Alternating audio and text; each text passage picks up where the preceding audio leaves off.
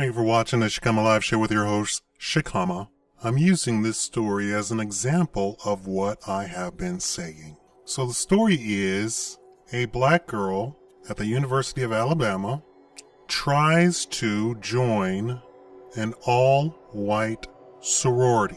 And before you think anything bad about the black girl, she has a 4.3 GPA. Her entire family are lawyers, everybody for 3 generations. And it just so happens her grandfather sits on the Board of Regents of the University of Alabama, and that's where he went to school. So the sorority rejected her because she was black. Don't say, oh, it was because, no, everybody understands it was because she was black. And they tried to make a big to-do about opening the doors and desegregating the sorority.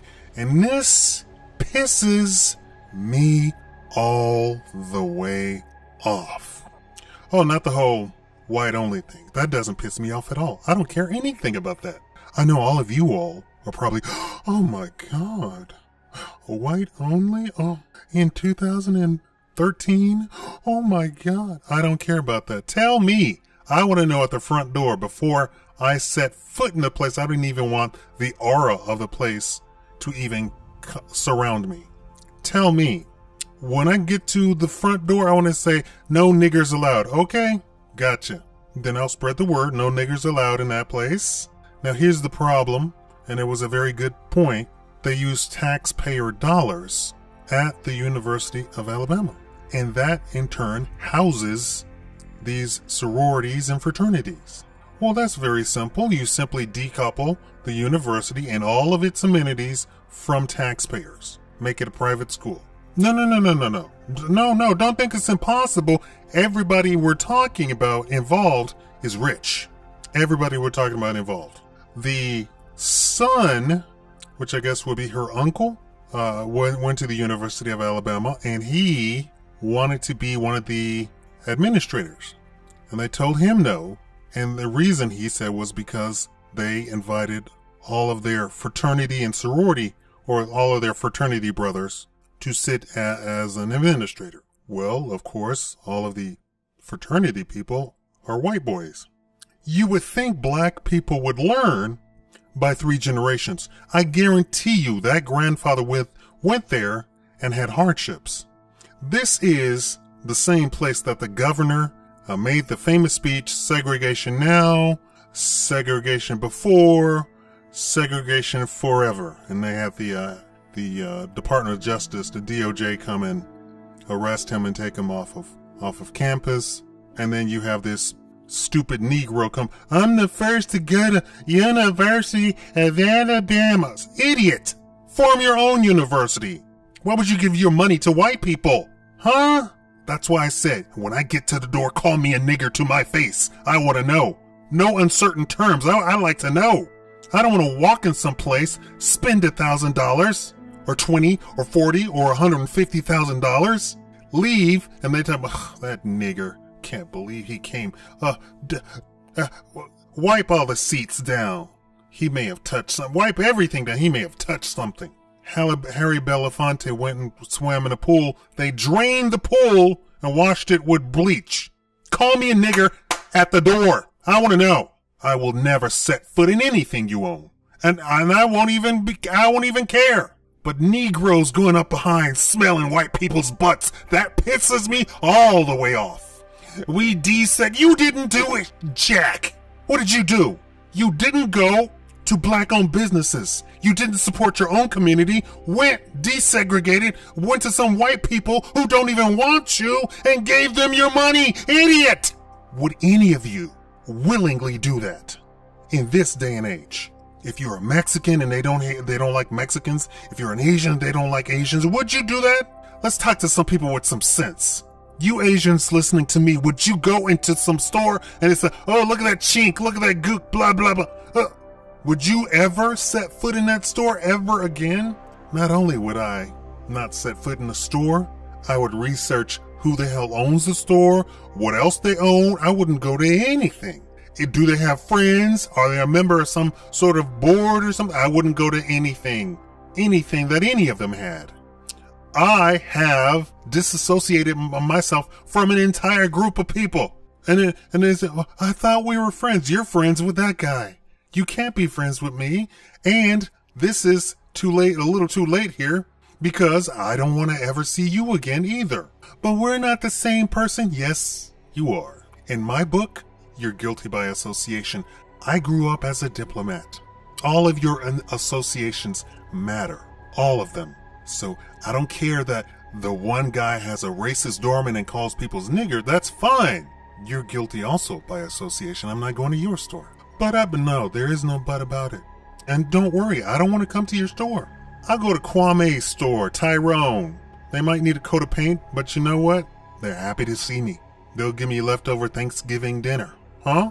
What? They'll give me leftover Christmas dinner. They'll come fix me up. They'll leave their party and come fix me a plate. Right? That's who you support. That's who you hang out with. That's who you give your last dollar to. We're so angry that they didn't accept my daughter. Your daughter shouldn't even been going there. And finally, if you're gonna be insulted, why don't you go to a real damn school? Go to a Harvard or a Brown or Yale or something. If you're gonna be insulted at a place where when you get out, it doesn't even matter what. You're gonna be successful in life. Who knows about the University of Alabama? Nobody. When you're thinking of universities that you are dying to go to, do you think of the University of Alabama? Pisses me all the way off. I hated the entire civil rights court. Oh, desegregate. You didn't do anything. You gave white people your money. The very white people who hate you. That doesn't make any goddamn sense. Why would you do that? Who made you that stupid? I need to break down the barriers of racism. Who cares if they're racist? I don't care. Who cares? Who gives a good goddamn?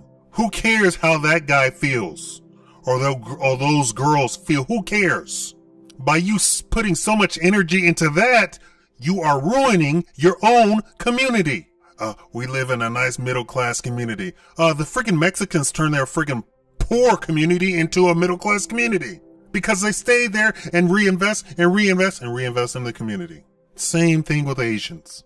Same thing with Irish. Same thing with Jews. Same thing with Italians. All these other groups reinvest into their community. Black people run to white people. What the hell is your problem? Seriously, what is the hell is your problem? Are you a dog? Are you still a slave in 2015? I gotta break down the barriers of what? Of break down to give them your money? Your effort? Your time? Your labor? For what? And your brother is suffering? They're beating your children? Shooting them? Raping them? Pulling them over for a broken taillight and then killing them? Huh?